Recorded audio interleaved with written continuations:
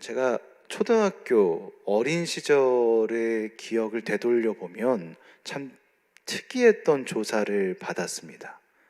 선생님이 종례 때가 되면 들어오셔서 우리에게 질문을 하나씩 던지기 시작하세요. 그러면서 그 질문에 해당되는 사람은 손을 들라고 이렇게 말씀하셨어요. 자, 집에 형제, 자매 있는 친구들 손, 이렇게 하면서 질문하시는 거죠. 자, 어느 동에 사는 친구 손, 이쪽 동에 사는 친구 손, 심지어는 부모님 둘 다 있는 친구 손, 아버지만 있는 친구 손, 어머니만 있는 친구 손, 가정의 월 수입 100에서 200에 해당한다 손, 200에서 300에 해당한다 손, 300에서 400에 해당한다 손, 이런 식이었습니다. 현재는 당연히 이런 것들을 질문하고 손드는 이런 것들은 하지 않지만, 그때는 제 어릴 때는 그게 굉장히 보편적인 조사 방법이었어요. 아무래도 인원이 많다 보니까 선생님께서 빠르게 아이들을 파악하기 위해서 그렇게 하셨던 것 같습니다. 이걸 이제 호구조사라고 하는데, 지포자에 입구자를 써서 그 집의 상태와 실태를 조사하는, 그러니까 아주 기본적인 그 집을 알기 위한, 그 사람을 알기 위한 조사였죠. 이 조사를 통해서 대략적인 그 집의 형편이 드러났습니다. 재밌는 것은 이 조사를 할 때면 선생님이 이제 눈을 감고 손을 들라고 했거든요. 그런데 초등학교 애들이 눈을 감으라면 감습니까? 그 질문을 하면 아이들이 다 실눈을 뜨고 누가 언제 손을 드는지 지켜보고 있는 거예요. 특히 월 수입, 특히 아버지의 직업, 사는 곳, 이런 것들을 얘기할 때면 꼭 이렇게 손을 들면서 눈을 살며시 뜨면서 보곤 했습니다.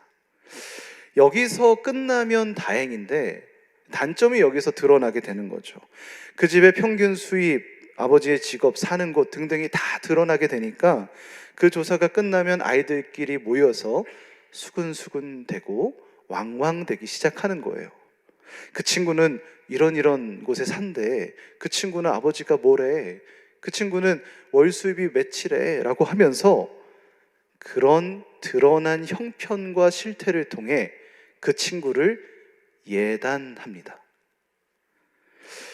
그 친구는 이런 형편의 친구니 아마 이런 사람일 거야 라는 식이었습니다.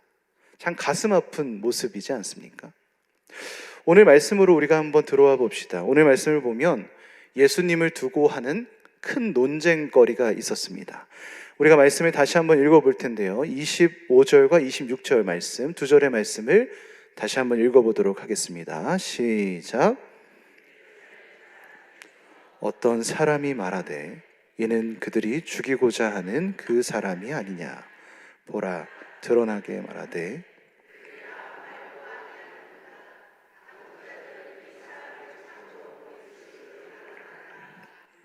여러분, 지금 사람들이 하는 말이 뭡니까? 이 당시에 사람들이 예수님을 그리스도인가 그리스도가 아닌가라고 하는 논쟁을 했다는 거예요. 사실 이 논쟁은 여기서만 일어나는 것은 아니었습니다. 반복되는 논쟁이었어요. 이 우리가 읽었던 말씀의 바로 위 상황으로 올라가 보면 똑같은 말이 나옵니다. 7장 12절 말씀을 우리가 한번 읽어볼 텐데요. 한번 읽어보시죠. 시작. 예수에 대하여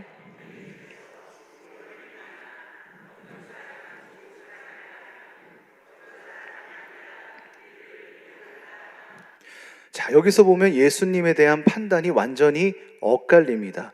누군가는 좋은 사람이라고 하고 누군가는 미혹하는 사람이라고 이야기하죠. 여기에 보면 정확하게 예수님에 대한 판단이 엇갈리고 있는 상황이 드러납니다. 이게 반복되고 있는 거예요. 예수님을 그리스도라고 여기는 사람은 어떤 이유에서 그랬을까요? 우리가 이제 이사야서 35장이나 61장을 보면 가난한 자에게 기쁜 소식을 전하고 상한 마음을 고치시고 포로에게 자유를 주시고 눈먼 자를 밝히신다고 하시죠. 그런데 이런 모습을 보면 메시아, 구원자, 그리스도의 모습이 예수님이 하셨던 모습과 똑 닮아 있습니다. 그렇잖아요. 예수님이 이 땅에 오셔서 보여주셨던, 행하셨던 모든 일들, 전하신 말씀과 계시는 바로 이사야서에서 말하는 구원자의 모습과 완전히 닮아 있습니다. 그러니까 이 예수님의 모습을 보면서 사람들은 와, 그리스도다라고 믿게 되었다는 거죠.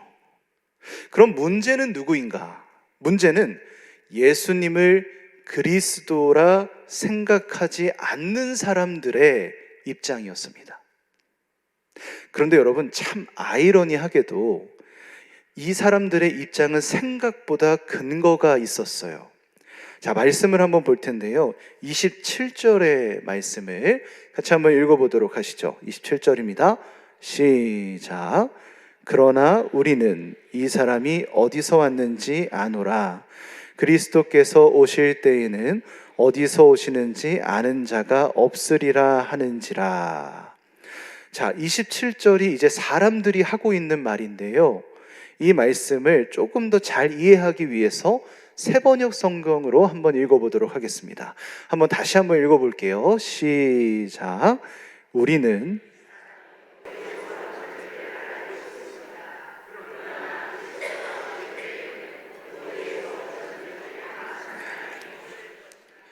자, 여러분, 사람들이 뭐라고 하고 있습니까? 예수님이 그리스도가 아니라고 합니다. 왜냐하면 그리스도가 어디서 왔는지 알고 있기 때문이었습니다.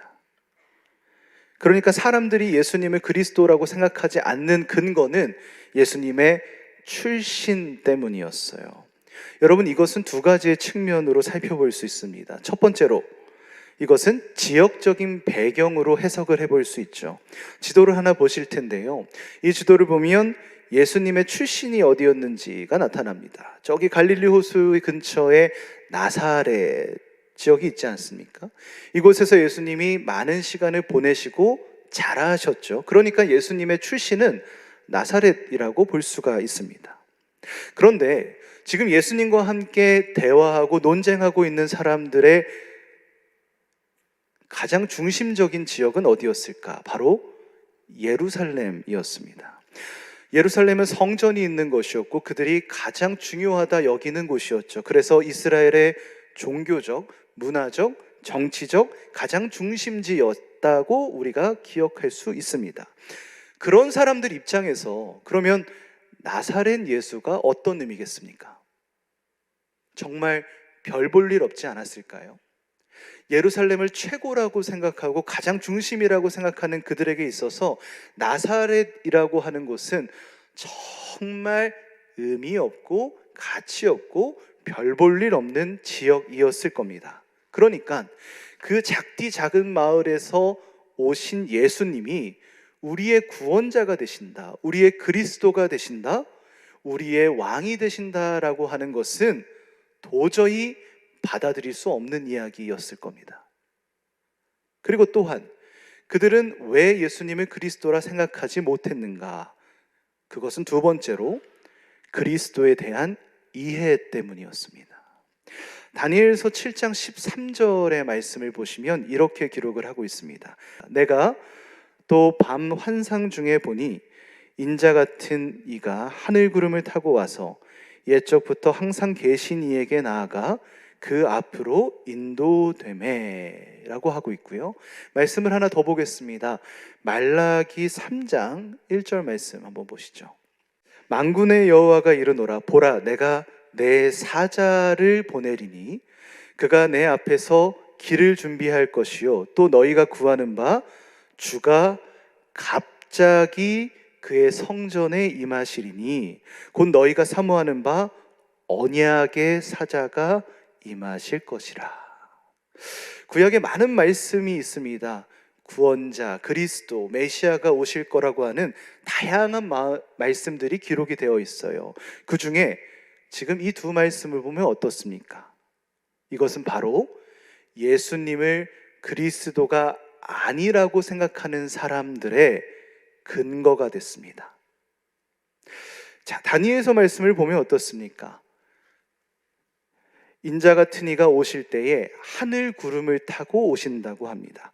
그들은 아마 하늘에서 구름을 타고 신적인 모습으로 임하시는 그리스도의 모습을 상상했을 겁니다. 아주 경건한 모습이었을 거예요. 그건 아무도 모르는 모습이지 않겠습니까? 하늘 구름을 타고 오시는데 사람이 어찌할 수 있겠어요?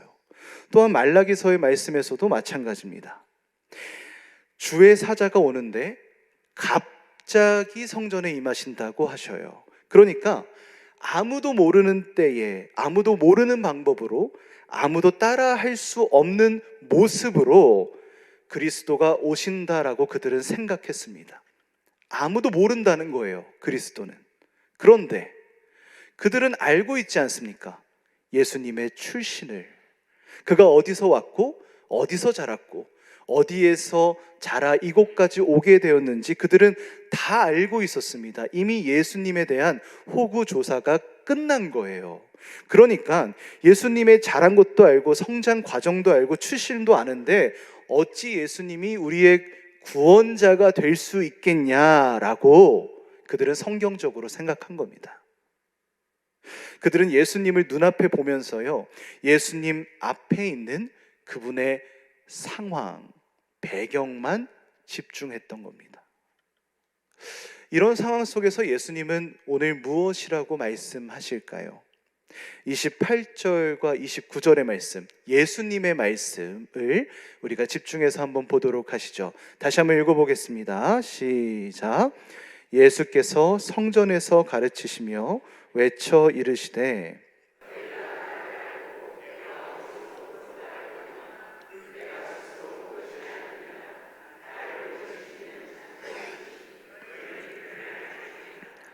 나는 아노니 이는 내가 그에게서 났고 그가 나를 보내셨음이라 하시니. 여러분, 예수님이 이 사람들의 비난을 직접 들으셨습니다. 그리스도가 오실 때는 아무도 모른다고 했는데 예수 당신이 어디 출신인지 우리가 다 아는데 당신이 어찌 그리스도겠어요? 라고 말하는 사람들에게 오늘 예수님은 이렇게 말씀하세요. 그들의 주장을 반박하지 않으십니다. 그들이 알고 있는 자신의 출신, 즉 부모, 고향, 배경, 이런 것들을 오히려 다 인정하세요. 근데 덧붙여서 이렇게 말씀하십니다. 그렇게 내가 온 모든 과정이 다 하나님께서 하신 거야. 이렇게 말씀하십니다. 나는 스스로 온 것이 아니라 나의 아버지 하나님께서 나를 그렇게 보내셨다는 거예요. 그러니까 내가 그곳에 태어나 자라나고 이곳에 온 모든 성장 과정이 모든 것이 하나님의 계획이고 하나님의 뜻이며 하나님이 일하시는 모습이라고 예수님은 말씀하시는 겁니다. 즉 예수님께서 나사렛 출신인지 예루살렘 출신인지 그것은 중요하지 않았습니다. 그가 부유하지 가난한지 그것은 중요하지 않았습니다. 주님 앞에 그런 것들은 아무런 중요성을 갖지 않습니다. 왜냐하면 예수님의 출신은 하나님이시기 때문입니다.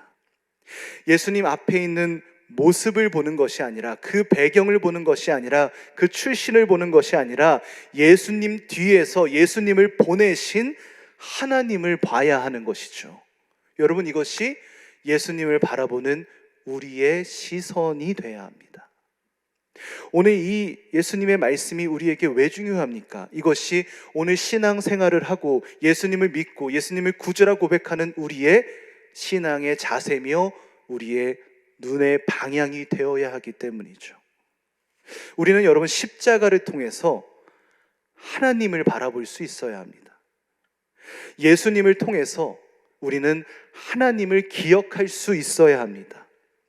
비록 내가 보기에는 부족하고 연약한 모든 상황 가운데서도 그 모든 것을 합하여 선하게 일하시고 가장 온전하게 만드시는 하나님을 기억할 수 있어야 해요. 내가 보는 나의 가치와 나의 판단이 아니라 그 뒤에서 일하시는 하나님의 모든 것을 기억하는 겁니다. 하나님의 일하심. 오늘 우리는 십자가 앞에서 무엇을 보고 있습니까? 우리는 십자가 앞에서 하나님을 보고 계십니까? 사람들은요, 예수님을 눈앞에 보았습니다. 바로 눈앞에서 주님을 목격했습니다. 하지만 그들이 보았던 것은 예수님의 배경과 출신이었습니다. 맞습니다. 예수님은 별 볼 일 없는 나사렛 출신이셨죠. 하지만 주님이 오늘 분명하게 말씀하시지 않습니까? 나의 출신은 하나님이라고. 그래서 이 십자가 앞에 서서 늘 십자가 뒤에 서 있는 그 십자가를 통해 예수님을 보내신 하나님을 바라보는 연습을 우리는 해야 합니다. 저는 어머니와 대화를 많이 하는 편입니다. 아들치고는 많이 하는 편인 것 같아요. 그 어머니랑 대화를 할 때면 저 마음에 깊이 남는 몇 가지의 문장들이 있습니다. 제가 어린 시절 학교에서 있었던 일인데요. 저는 제가 있던 지역에서는 친구들이 반장을 잘 하고 싶어 하지 않았습니다. 왜인지 모르겠지만. 그래서 제가 어쩌다 보니까 반장을 중학교 1학년 때부터 고등학교 3학년 때까지 했어요. 왜 웃으시죠? 반장에 약간 관상을 갖고 있지 않습니까? 반장을 했어요. 근데 반장을 오래 하다 보니까 친구들을 자꾸 판단하게 되더라고요. 진짜 참 재미있게도 그렇게 되더라고요. 친구들을 보면서 딱 한눈에 살펴봅니다. 애들을 그렇게 봐요. 저 친구는 어디 사는 친구, 저 친구는 아버지가 뭐 하는 친구, 저 친구는 종교가 어떤 친구, 저 친구는 집에 돈이 많은 친구, 부유한 친구, 자유로운 친구, 그런 것들을 한눈에 보게 되더라고요. 그런데 참 미안하게도 제가 판단하고 보는 아이들의 모습, 친구들의 모습을 보면서 제가 그 친구들을 재단하고 예단하고 있었습니다. 그래서 잘생긴 친구들하고 같이 친해지고 싶었고요.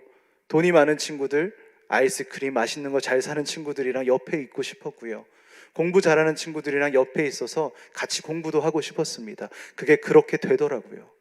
그런데 제 친구 중에 저 짝이 되었던 아이가 있는데 그 친구는 집도 가난했고요. 공부도 막 평범했습니다. 잘하지 못했어요. 집도 가난한 편이었고, 그 친구랑 짝이 되면서 참 재미있게도 제가 그 친구에게 관심이 별로 안 가는 거예요. 잘생긴 친구들, 돈이 많은 친구들, 공부 잘하는 친구들, 그런 친구들에게만 관심이 갔던 겁니다. 이런 마음을 가지고 언제 어머니랑 한번 대화를 한 적이 있어요.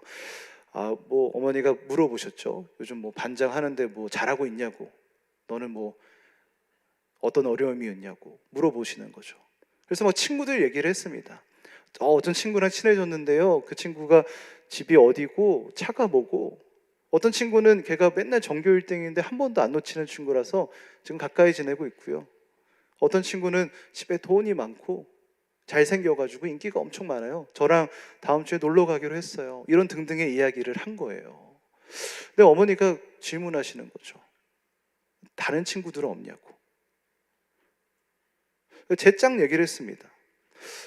짝이 있는데 한 6개월 동안 같은 반에 같은 옆에 앉아 있는데 별로 관심이 안 간다고요. 그냥 평범하고 잘하지도 못하고 부유하지도 않고 제가 좀 이상한지 관심이 별로 안 가요 라고 이야기를 했어요.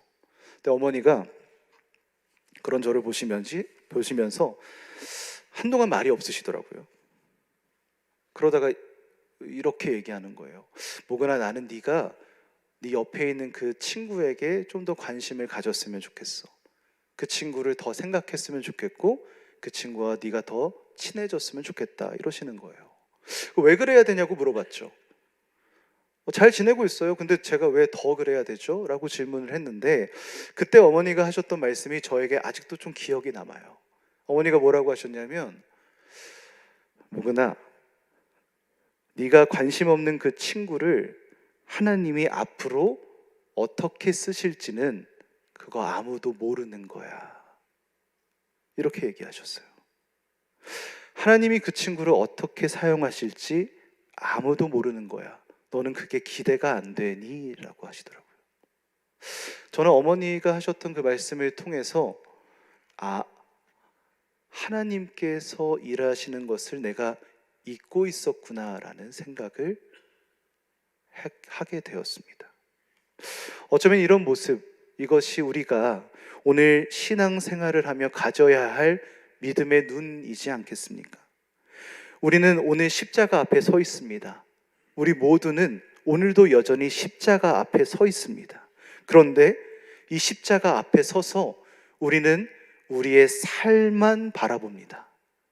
우리가 가지고 있는 환경과 배경과 우리의 가치들만 바라봅니다. 내가 가지고 있는 것들이 잘 되면 그것이 기쁨의 요인이 되고요, 그것이 잘 못 되면 그것은 슬픔의 요인이 됩니다. 나는 오늘도 십자가 앞에 서서 나의 삶만 바라보며 내 삶이 어떻게 가는지만 집중하고 있습니다. 여러분, 이것이 어찌 믿음의 눈이겠습니까? 우리는 십자가 앞에 서서 십자가 뒤에서 일하고 계시는 하나님을 기억할 수 있어야 합니다. 주님을 보내셔서 이 십자가에서 보혈을 흘려주시고 우리를 구속하여 생명으로 인도하신 그 하나님의 일하심을 우리는 기억할 수 있어야 합니다. 이 십자가 뒤에서 오늘도 우리의 삶을 운행하고 계시는 하나님을 우리는 믿고 따라야 합니다. 그것이 오늘 십자가 앞에 선 우리의 자세이지 않겠습니까? 사랑하는 우리 광석의 성도님들이 십자가 앞에 서서 나의 모습을 바라보는 게 아니라, 우리의 환경에 집중하는 것이 아니라, 내가 가진 고민과 문제에 함몰되는 것이 아니라, 이 십자가 위에 그 뒤에서 이 모든 것을 운행하시는 하나님께 집중하시기를 바랍니다. 하나님이 오늘도 십자가를 통해 역사하시며 십자가를 통해 우리를 구속하고 계시기 때문입니다. 오늘 우리는 십자가 앞에 섰습니다. 여러분들의 눈이 하나님을 바라보는 은혜가 있기를 주님의 이름으로 간절히 축원합니다.